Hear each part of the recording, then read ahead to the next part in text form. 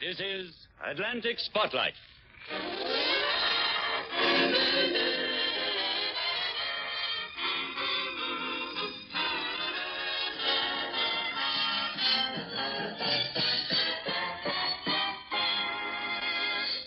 England calls America, and America returns the call on your Atlantic Spotlight. The British Broadcasting Corporation and the National Broadcasting Company combine their facilities to present a half hour of high-spot entertainment. Leslie Mitchell, appearing through the courtesy of British Movietone News, is standing by to turn on the London end of the spotlight.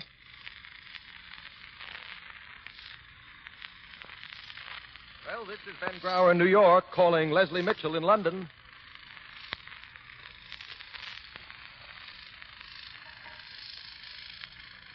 Hello, London. This is Ben Grauer in New York calling Leslie Mitchell on the Atlantic Spotlight. As we were rolling along in our introductory announcement, something seems to have disturbed the international communication circuits. Hello, London. Hello, Leslie. Understand you've got a nice show for us, so we're anxious to hear from you and from it. This is New York again. Hello, Leslie. Hello, Leslie Mitchell. There you are. Well, hello, Leslie. Hello, Ben. Well, there you are. We had to fight our way through 3,000 miles of static for a second. I've talked an awful lot. I wonder how the show's going. What's cooking with you on the other side there, Leslie? What's doing for today? Well, Ben, this week I'm in London Stage Door Canteen, just by way of a change. Could be a very exciting change for all I've heard. Yes, you heard correctly, Ben. It's a fine place, and the people of the London Theatre should be proud of it. It's a huge success with the forces, needless to say. In fact, it's jammed full of them now, and they're waiting for the kind of all-star show that the canteen puts on for them every week. Well, every night, in fact. And they're going to get it, Ben, because I'm going to ask someone else to tell you about it right now. Well, who could that be, Leslie? Well, one of the founders of the canteen and the chairman of the entertainments committee, who happens also to be one of the most popular American stars we've ever had in the London theatre. Leslie, sounds to me like Dorothy Dickson. You know too much, Ben. Of course it's Dorothy Dickson. And here she is. Well. Hello, Ben.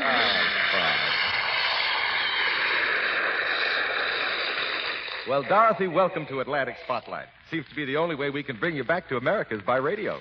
Thank you, Ben. I'll be over for a visit after the war. Well, but let's not talk about me and my plans. I've got too much to tell you about our London Stage Door Canteen. Like your famous one in New York and all the other clubs everywhere, such as the Alexander Club in Rome, the Royal Palace in Naples, and the Navy Club in Alexandria, it's what we want to give the forces, and especially those who are far away from home. I hear that the people of the London Theatre have made a tremendous success of it. Well, the answer to that, Ben, is that nearly 4,000 boys and girls of the Allied forces visit us every day.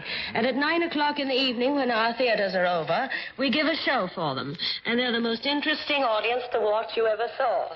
Boys back from every theater of war and every front.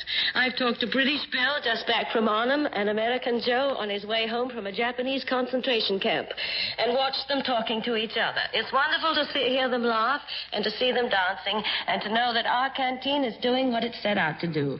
And now let's get on with the show. After all, that's what a lot of boys and girls have come here for. Who's in the show today? Some great favorites in Britain: Anne Shelton, Leslie Hutchinson, Tommy Handley and Ronald Frankau, Cliff Gordon, and one of our best friends, Beatrice Lille. Oh, sounds like a wonderful bill, Dorothy. Well, come on, Bea, darling, and show the world that Lady Peel isn't another name for strip-tease.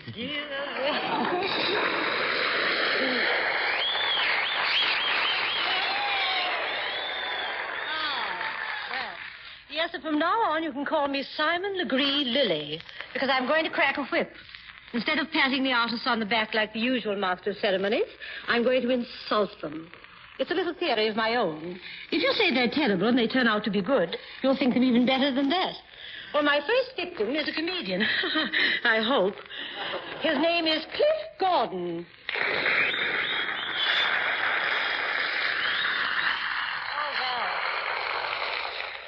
Oh, dear me, that's a pity. They seem to like him here, which spoils my remarks before I make them. Oh, well, I'll have to admit that he writes delightful stuff and performs it as it ought to be done.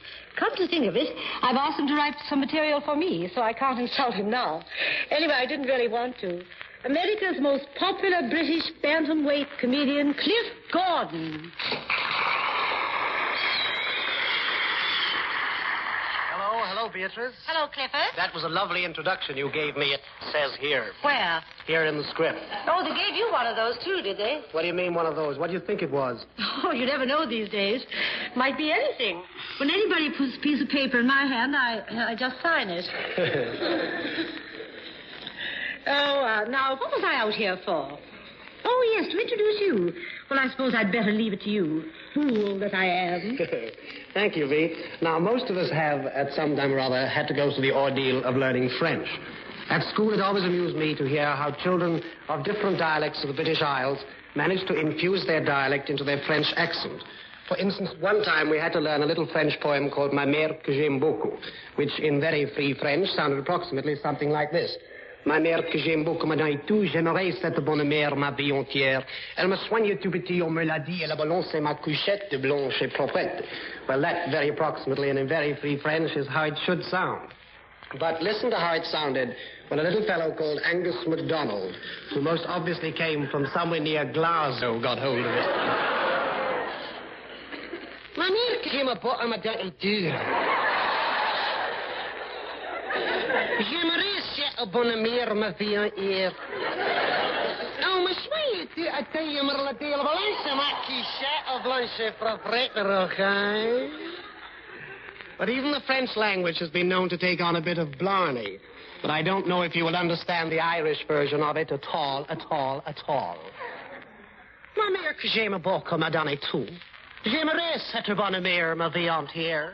Oh, me soigne tout petit, me le dit, le balance ma couchette blanche et proprette.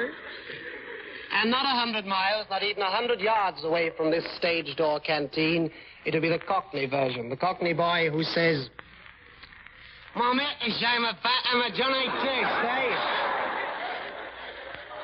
Aye, j'aimerais cette bonne mère ma vie entière. En me soigne tu me le dit, le balance ma couchette blanche et proprette. And lastly, as this program is going to America, I would like to show you how I think it might sound in the Jack Benny program when recited by your favorite and my favorite, Rochester. Ma mec, j'aime beaucoup ma dente. J'aimerais ça bon mère ma vie entière. Elle me soigne tout petit, me le dit, balance ma couchette blanche et proprette. Yes, man!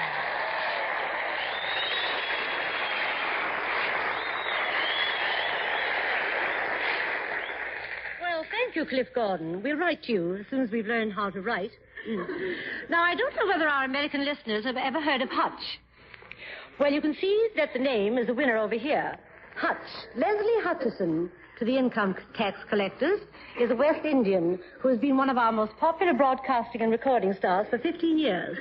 His singing and piano playing has a swooning long before you Americans ever invented Frank Sinatra.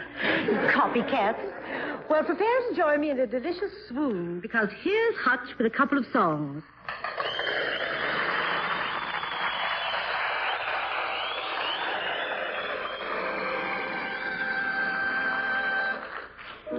The first few days that I'm together with you, I'll say to myself, can it really be true? Oh, what exciting things we will do the first few days. We'll have our friends and our relations to see, and people will ring up and drop into tea. But when at last they leave you to me, the first few days, we'll talk until the dawn's early light steals through the window pane. And though I've said I love you tonight, I'll say it at breakfast all over again. The old dear landmarks that my heart's dreaming of, the the tone of above. Let's rediscover all that we love together the first few days.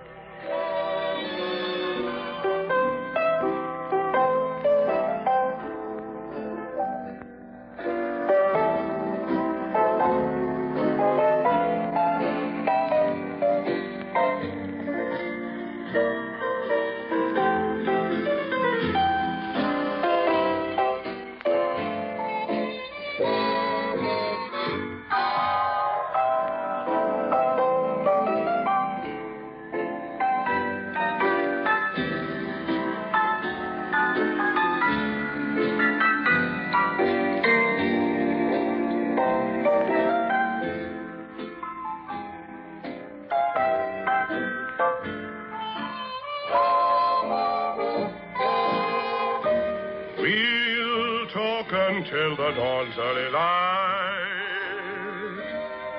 steals through the window pane. And though I said I love you tonight, I'll say it at breakfast all over again. The days of blue without a cloud in the sky. Life will go on, and when years have passed by, how sweet we recall with a sigh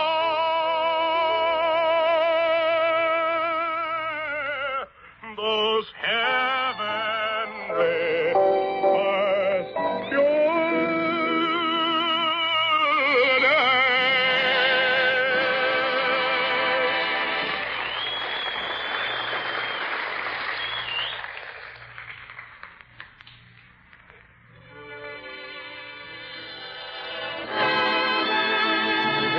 Song called It Could Happen to You.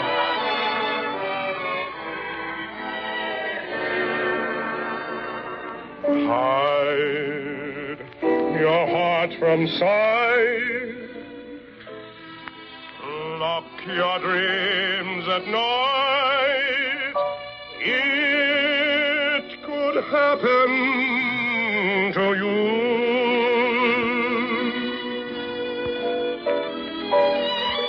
Don't count stars or you might stumble.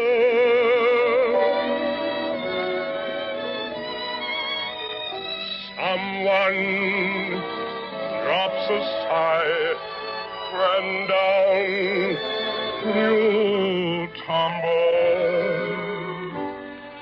Keep your eye on spring.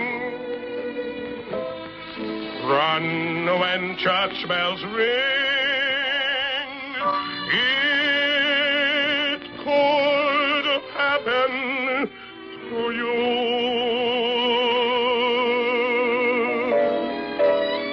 All I did was wonder how your arms would be.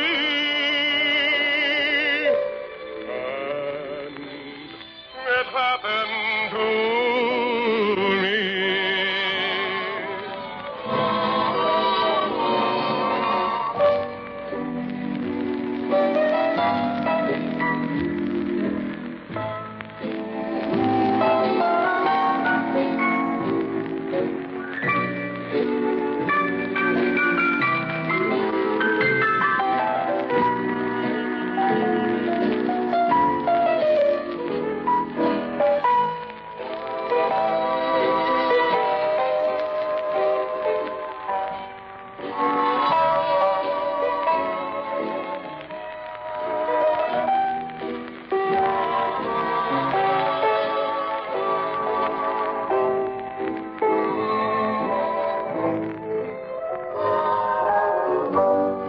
Your eye on spring. Run when church bells ring. It could happen to you.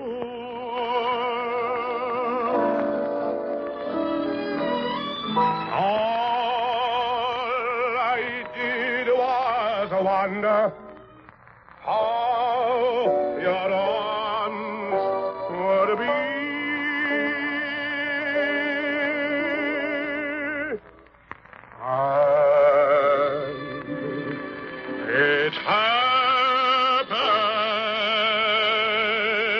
Oh,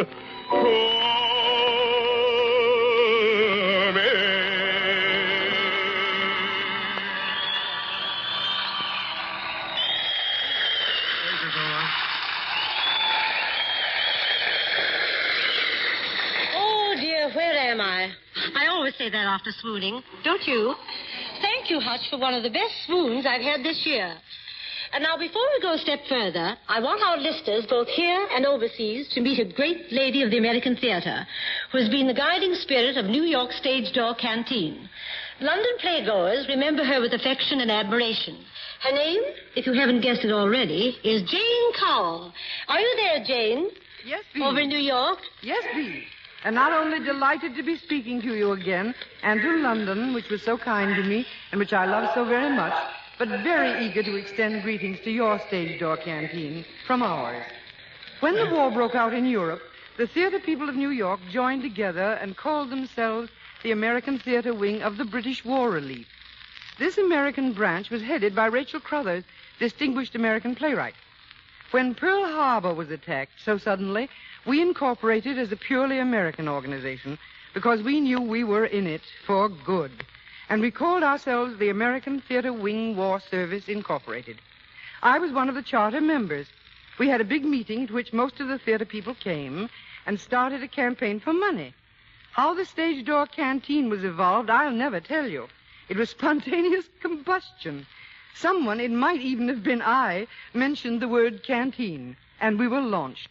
Miss Crothers appointed me with Selina Royal as co-chairman of the as-yet unborn canteen, and we went to work. We wanted a place that the servicemen of the United States and of Britain and all allied countries could call their own, with the best entertainment America could provide. And, well, you know the rest. It was a credit to the theater people, and I hope to the Army and Navy and Air Force as well. This original canteen, into which went so much of our hearts, my heart, I know, never stopped yearning over it until it was completed, was the forerunner of a lot of similar canteens in Washington, Philadelphia, Cleveland, Hollywood, San Francisco, Newark, and so many cities. And now, to those of us who, like me, know London so well and have acted in the theater there, comes the joy of realizing that our own idea has spread even into the precincts of John Bull himself. There's a stage door canteen in London. There's nothing worse than not being able to be there to see it for me, since I know so many of the workers who have made it possible. And if anyone ever had the desire to be somewhere else than here, on your opening night there, it was I. Dorothy Dickson, will you remember me to everybody who's labored so faithfully to bring this about? And let me say that we envy you who are so close to the magnificent front, a stone's throw away from your stout cliffs of Dover, and we cheer your courage and your gallantry.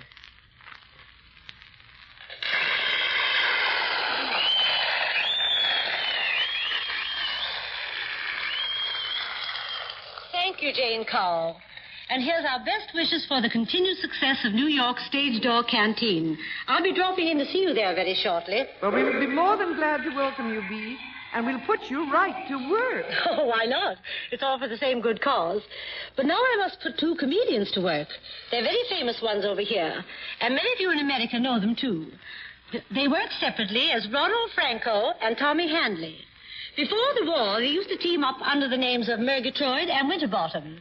And even though they reached stardom separately, they often return occasionally to a spot of old teamwork, like murderers going back to the scene of the crime. Well, I'm glad to say that this is one of those occasions.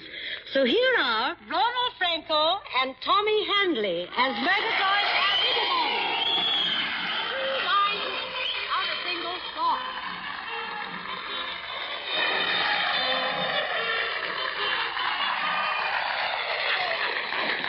There you are, Mr. Winterbottom.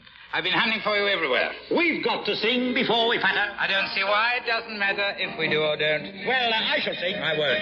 But listen, Murgatroyd, old fruity, to listeners all, we've got our duty. A song must start our show. Mr. Winterbottom? No. Well, here's a song to introduce us. If our gags are old, excuse us. Anyway, please don't abuse us, or the BBC won't use us, then we'll sob. Some folk think our joke's just funny, others' eyes with tears get runny. Everybody thinks it's funny. Anybody pays us money for the job. Sing tra-la-la. Tra-la-la. folk singers always do. Sing hey. Sing hey. Sing hey, hi, ho, Hugh. Well, Mr. Murgatroyd, I suppose you're looking forward to the armistice? Yes, and the navistice. Well, it's high time. What is? Big Ben, that's high enough. Hasn't it ever struck you? Yes, twice.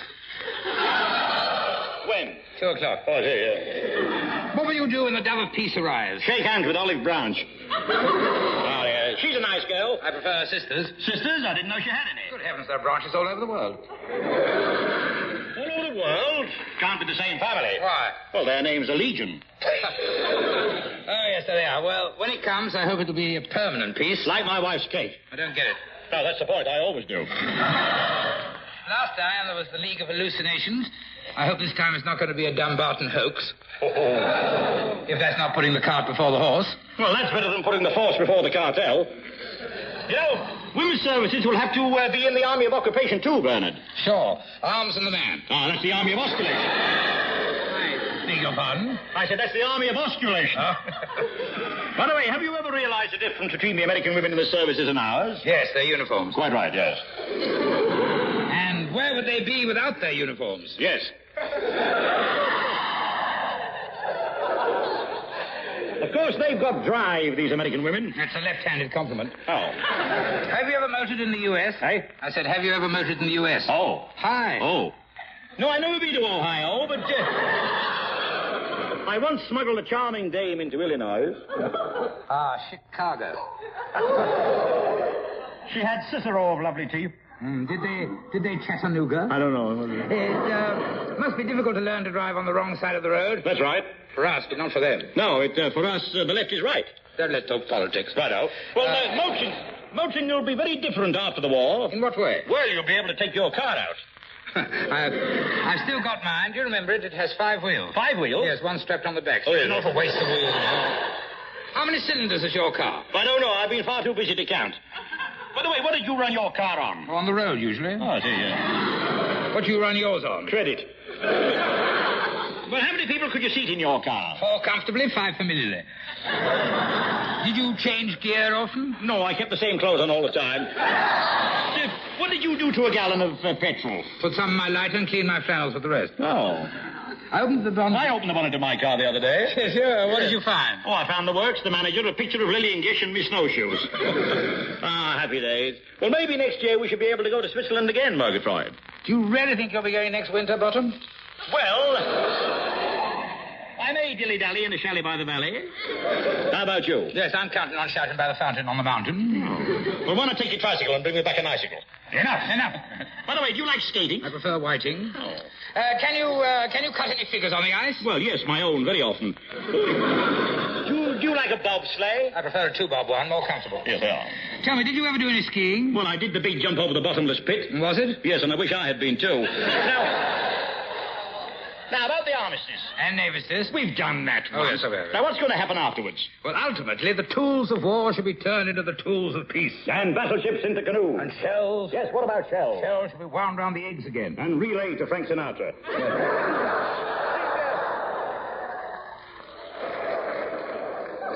Think of the women in the world. I do. They look to their government with pleading eyes. What eyes? Pleading eyes. Oh, I see. Bloodshot eyes. And what do they demand? Alimony. Who's he? Oh, some Turkish admiral. Well, it's up to you and me. And the man next door? Well, he can play if he wants to. Yes, it's up to you and me. And him? Yes, and him. Yes. To see that our women are clothed and fed. Well, as long as they're fed. And what should we do with our children? Turn them into soldiers. No. Sailors. No. What then? Turn them over and smack them. With an open handistus. And a strong armistice. I'd a farm out in Tipperary. I'd a rake and I'd a hoe. Oh, Winterbottom, you sing grandly, and I've heard you sing as Tommy Handley. Ronald Frankau, ain't you swell? I'm on next week as well.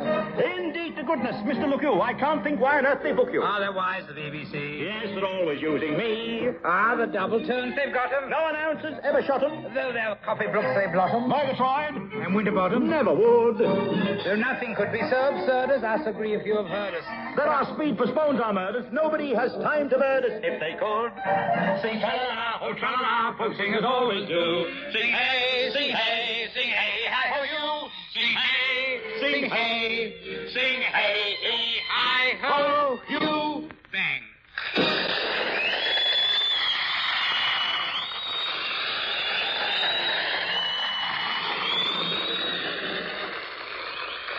Thank you, Tommy, Handley, and Ronald Frankau.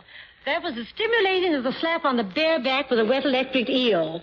Come and play for us again soon. After all, electric eels are hard to catch these days. Now I'm going to introduce you to one of the most popular singers of popular songs we've ever had in Britain. She has a style of her own and a smile that can counteract our famous climate on its worst day. Her name is Anne Shelton.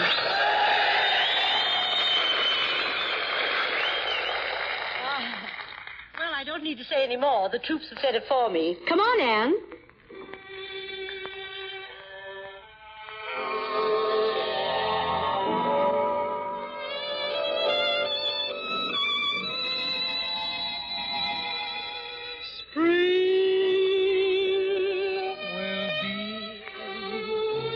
A little late this year, a little late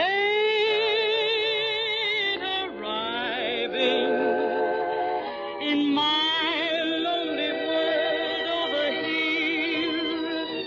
For you have left me, and where is our April of old?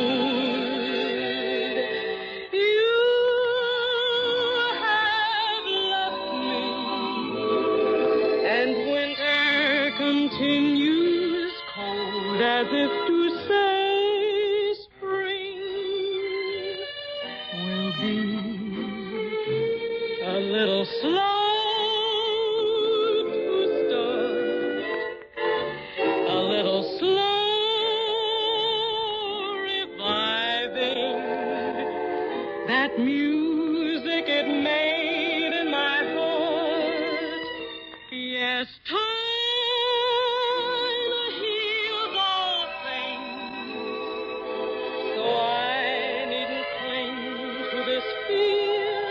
it's merely that spring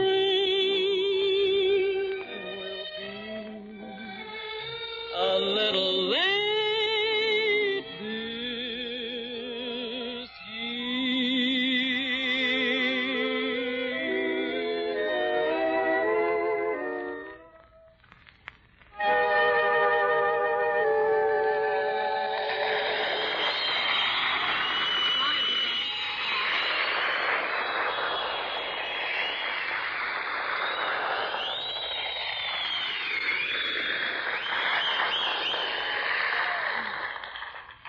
Oh, dear, that was wonderful. Are you still there, Ben Grauer? It was wonderful, and I am, Bee, and eager to say thank you to London Stage Door Canteen for a really grand show. Oh, just part of our canteen service, Ben. Well, au revoir, listeners. I leave part of my heart here when I go to America. In fact, you may even hear me soon talking to myself there in Atlantic Spotlight. No secrets, please, no secrets. I'm sorry, Leslie. Dickson, come here and say goodbye to America. Yes, Bee. Well, goodbye, Ben. We have enjoyed giving you a show from the Stage Door Canteen. Dorothy and Bee and everyone, we only hope you'll give us another some Saturday soon. And now, as we can't stop the clock, I'm afraid I will have to say this is Ben Grauer signing off from New York. And this is Leslie Mitchell in London saying goodbye for this week's Atlantic Spotlight.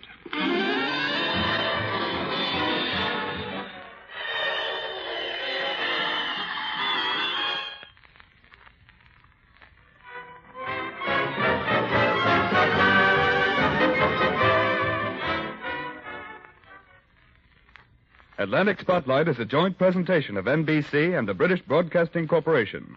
Written by Jim Deerenforth in London and Peter Harkins in New York. Next Saturday, we shall present Beatrice Lilly, Peggy Mann, and others. The Spotlight is produced in London by Tom Ronald and in New York by Ross Villian. This is the National Broadcasting Company.